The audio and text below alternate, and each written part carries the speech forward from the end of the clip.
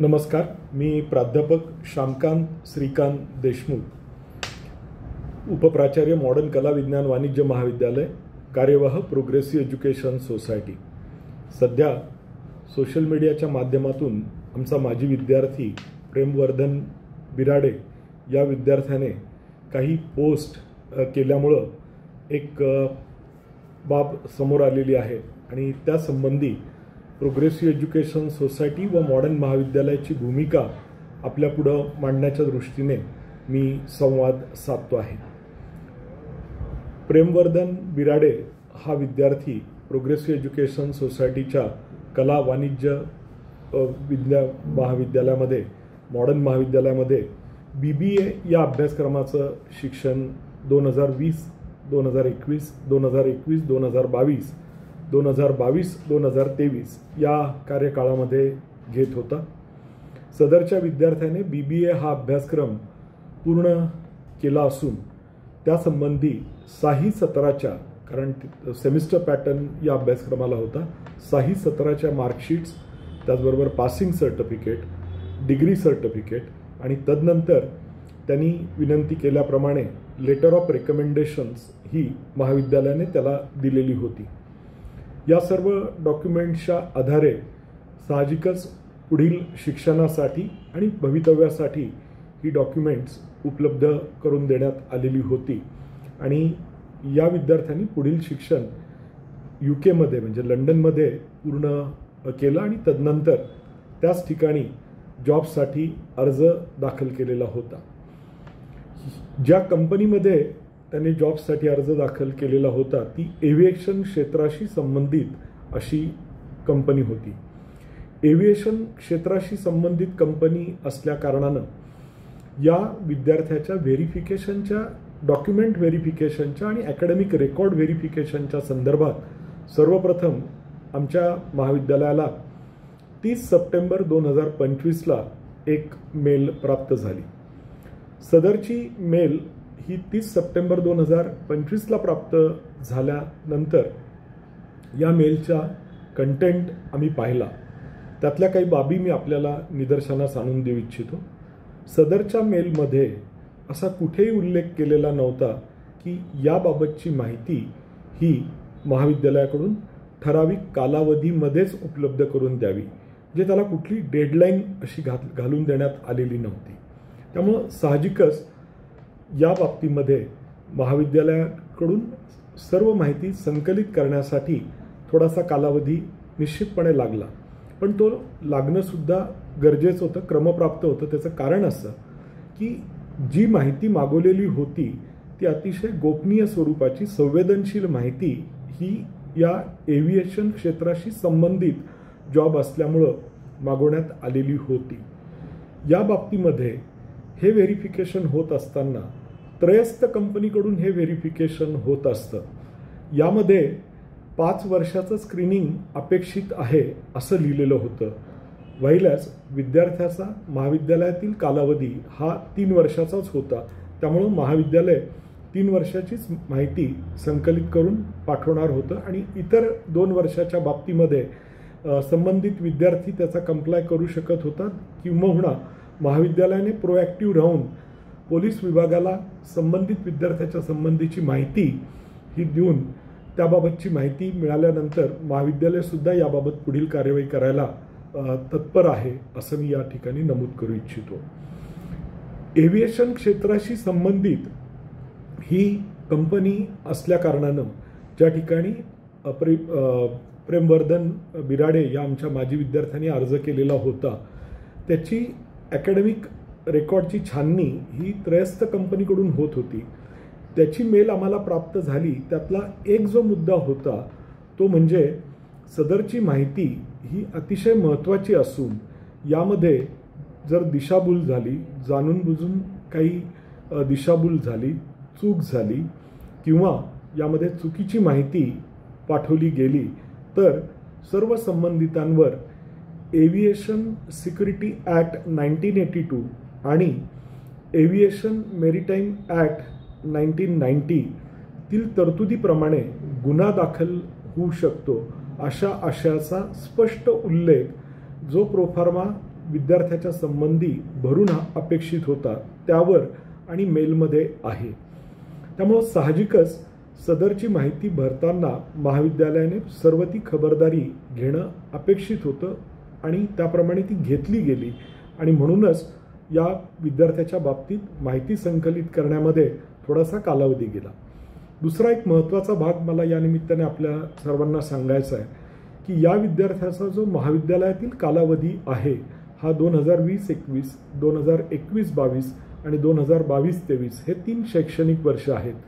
यातील बहुतांश शैक्षणिक वर्षामध्ये कोविड पॅन्डेमिकमुळे ऑनलाईन पद्धतीने महाविद्यालयाचं अध्यापन आणि कामकाज चालत होतं।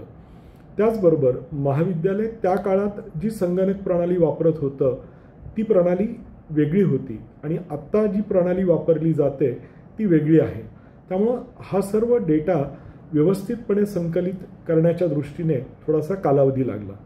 दुसरं एक महत्त्वाचं कारण म्हणजे की शैक्षणिक वर्ष 2025-26चं पहिलं सत्र हे जवळजवळ संपत आलेलं आहे। दिवाळीपूर्वी काही अभ्यासक्रमांच्या परीक्षा आहेत आणि दिवाळीनंतर काही अभ्यासक्रमांच्या परीक्षा आहेत। साहजिकच कार्यालयीन कर्मचारी, प्राध्यापक, शिक्षक, शिक्षकेतर हे दैनंदिन परीक्षेच्या कामकाजामध्ये व्यस्त आहेत, ही वस्तुस्थिती आहे। त्यामुळं सदरची माहिती वेगळ्या प्रणालीतून संकलित करणं, त्या बाबतीत जी अभिप्रेत आहे, ज्या पद्धतीने ती अपेक्षित आहे, हा डेटा सगळा एक्स्ट्रॅक्ट करणं यासाठी थोडासा कालावधी लागला।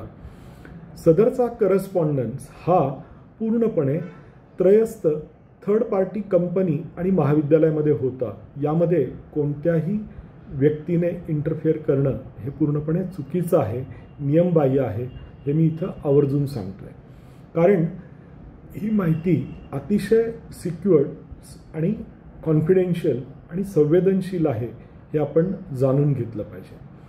दुसरा महत्त्वाचा यातला भाग म्हणजे जर आमच्या महाविद्यालयातील एखादा माजी विद्यार्थी UK वास्तव्यास असून UK कंपनीमध्ये त्याला जॉब ऑपॉर्च्युनिटी मिळते याचा आम्हाला आनंदच आहे। महाविद्यालयाच्या दृष्टीने ही भूषणावह बाब आहे, अभिमानास्पद बाब आहे। त्यामुळं महाविद्यालय या बाबतीमध्ये निश्चितपणे प्रोॲक्टिव्ह राहून सर्व ज्या गोष्टी करायच्या होत्या त्या महाविद्यालयाने केलेल्या आहेत। या विद्यार्थ्यांनी जे आरोप केलेले आहेत की मी महाविद्यालयाने हे डॉक्युमेंट्स देताना उशीर केला त्यामुळे मी जॉबपासून वंचित आहे किंवा परावृत्त झालो आहे, हे म्हणणे पूर्णपणे चुकीचं आहे। त्याचं कारण असं की आम्हाला या विद्यार्थ्याच्या संबंधी थर्ड पार्टी एजन्सीने काल म्हणजे 17 ऑक्टोबर 2025ला एक मेल पाठवलेली आहे आणि लवकरात लवकर या विद्यार्थ्याची माहिती उपलब्ध करून द्यावी असं सांगितलं आहे। आमची माहिती ही 14 ऑक्टोबरलाच तयार होती। बोनाफाईड सर्टिफिकेट आणि या कंपनीने घालून दिलेला प्रोफार्मा, त्यामध्ये भरायची सर्व गोष्टी या आम्ही अपलोड केलेल्या आहेत, त्या मेलद्वारे पाठवलेल्या आहेत आणि त्या संबंधित कंपनीला मिळालेल्या आहेत। त्यामुळं जी कंपनी 17 ऑक्टोबरला देखील महाविद्यालयाशी करस्पॉन्डन्स करते की या विद्यार्थ्याच्या जॉबच्या दृष्टीने आपण ही माहिती पाठवावी, त्यामुळं विद्यार्थीचं जे म्हणणं आहे सोशल मीडियाच्या माध्यमातून की माझा जॉब धोक्यात आलेला आहे किंवा माझा जॉब मिळू शकत नाही किंवा मी जॉबपासून परावृत्त होतो आहे, हे म्हणणं पूर्णपणे चुकीचं आहे। असं नाही आहे, आजही त्या जॉबचं ऑप्शन ओपन आहे। दुसरं असं की या पूर्ण प्रक्रियेमध्ये जे मी आत्ता सुरुवातीला सांगितलं तसं की विद्यार्थ्यांनी इन्व्हॉल्व होणं हे चुकीचं कसं आहे याचं मी विश्लेषण सांगितलं आणि ओव्हरऑलच भवितव्याच्या दृष्टीने, एकंदरीत शिस्तीच्या दृष्टीने हे योग्य नाही, हे उचित नाही, हे मी पुन्हा एकदा सांगतो। सोशल मीडियाच्या माध्यमातून संस्थेचं महाविद्यालय, त्याचबरोबर महाविद्यालयाचे पदाधिकारी यांची जी नाहक बदनामी होते आहे ही थांबवावी।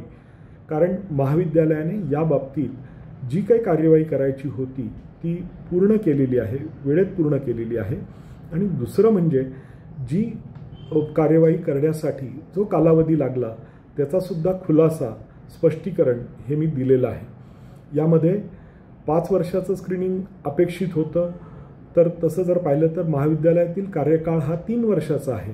त्यामुळे साहजिकच हे जे व्हेरिफिकेशन आहे हे 3 वर्षाचंच महाविद्यालयाच्या स्तरावर होऊ शकतं, पण उर्वरित 2 वर्षाच्या बाबतीत विद्यार्थी स्वतः त्याचं ते करू शकत होता किंवा 23-24 नंतर त्या विद्यार्थ्यांनी काय केलं हे विद्यार्थी इतर आस्थापनांकडूनही घेऊ शकत होता. त्या बाबतीमध्ये संबंधित महाविद्यालय प्रोॲक्टिव्ह राहून पोलीस विभागाशी संपर्क साधून जो आमच्या महाविद्यालयातील विद्यार्थ्याचा जो कालावधी आहे याविषयी आम्ही पूर्णपणे प्रोफार्मामध्ये व्यवस्थित माहिती भरून दिलेली आहे. त्याचबरोबर विद्यार्थ्याचा बोनाफाईड सर्टिफिकेट की त्यामध्ये त्याचा कार्यकाळ आणि सर्व माहिती ही दिलेली आहे. विद्यार्थी जॉबपासून वंचित नाही. विद्यार्थ्यांनी जे दुसरं ॲलिगेशन केलेलं आहे की महाविद्यालयातील प्राध्यापकांकडून जातीवाचक काही बोललं गेलं, मी आपल्याला सांगतो प्रोग्रेसिव्ह एज्युकेशन सोसायटी ही 91 वर्षाची जुनी संस्था आहे. संस्थेची स्थापना ही 1934 सालची आहे. महाविद्यालयाची स्थापना ही 1970 सालची आहे. संस्था 91 वर्ष हे साजरं करते आहे, तर महाविद्यालयाला एकूण स्थापन होऊन 55 वर्ष झाली आहेत. आज संस्थेमध्ये 53,000हून जास्त विद्यार्थी शिक्षण घेत आहेत. सर्व घटकातील तळागाळातील गोरगरिबांची मुलं ही संस्थेमध्ये शिकत आहेत आणि आम्ही अतिशय अभिमानाने सांगतो की आमच्या संस्थेचं जे ब्रीदवाक्य आहे की तळागाळातल्या गोरगरीब विद्यार्थ्यांना दर्जेदार शिक्षण हे संस्थेच्या माध्यमातून उपलब्ध व्हावं, हाच हेतू संस्थेने आजपर्यंत उराशी बाळगलेला आहे आणि त्याप्रमाणेच संस्था समाजामध्ये दिमाखानं काम करते आहे. आजी माजी विद्यार्थ्यांनी संस्थेचं नाव एका विशिष्ट उंचीवर नेऊन ठेवलेलं आहे आणि त्याच पद्धतीने आमचा माजी विद्यार्थी प्रेमवर्धन बिराडे हा आता एका या प्रक्रियेतून पुढे जातो आहे आणि त्याचासुद्धा आम्हाला अभिमान आहे की या विद्यार्थ्याला आम्ही शुभेच्छा देतो. आणि महाविद्यालयाच्या बाबतीत जर म्हणाल तर कदापिही कोणत्याही कर्मचाऱ्याकडून आजही नाही भविष्यातही नाही आणि झालेलंही नाही आहे की कुणाचाही कोणत्याही बाबतीमध्ये जातीवाचक किंवा जातीचा उल्लेख हा झालेला नाही आहे याची मी तुम्हाला खात्री देतो, ग्वाही देतो. आणि आपण या विषयाचं कुणीही वेगळं भांडवल करू नये. आपण सर्वजण प्रेमवर्धन बिराडे या विद्यार्थ्याच्या पाठीशी उभे राहून लवकरात लवकर त्याला चांगला जॉब त्या कंपनीमध्ये मिळण्याच्या दृष्टीने प्रार्थना करूयात. त्याला तो जॉब मिळाल्यानंतर ही गोड बातमी त्यांनी आमच्यापर्यंत पोहोचवावी अशीच अपेक्षा मी या निमित्ताने व्यक्त करतो आणि इथं थांबतो. माझं संस्थेची भूमिका, महाविद्यालयाची भूमिका आपण ऐकून घेतलीत त्याबद्दल धन्यवाद.